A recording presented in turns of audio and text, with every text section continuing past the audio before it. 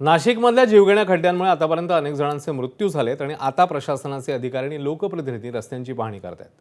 यावेळी भाजप नगरसेवक अमोल दिनकर पाटील सातपूर भागात रस्ते दुरुस्तीच्या पाहणीसाठी गेले तेव्हा जेसीबीचा धक्का त्यांच्या पायाला लागला आणि ते जखमी झाले।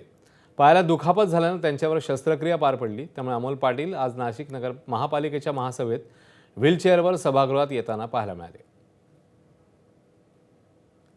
प्रशासनाच्या दिरंगाईमुळे त्या ठिकाणी एवढे मोठा ठेका दिल्यानंतर कुठल्याही प्रकारचं मटेरियल स्टॅकमध्ये नसताना 3 तासात फक्त 2 ट्रॅक्टर मटेरियल त्या ठिकाणी आलं आणि रात्री 12:30 वाजता त्या ठिकाणी जेसीबी काम करत असताना डिवायडरमध्ये माझा पाय अटकला आणि माझ्या पायामध्ये दोन्ही एक टीबी आणि फिबुला म्हणून 2 बोन्स असतात ते पूर्णपणे क्रॅक झाले।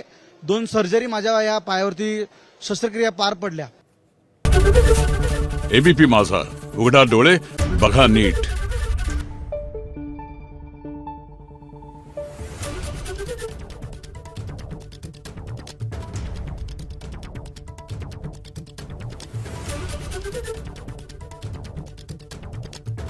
Thank you.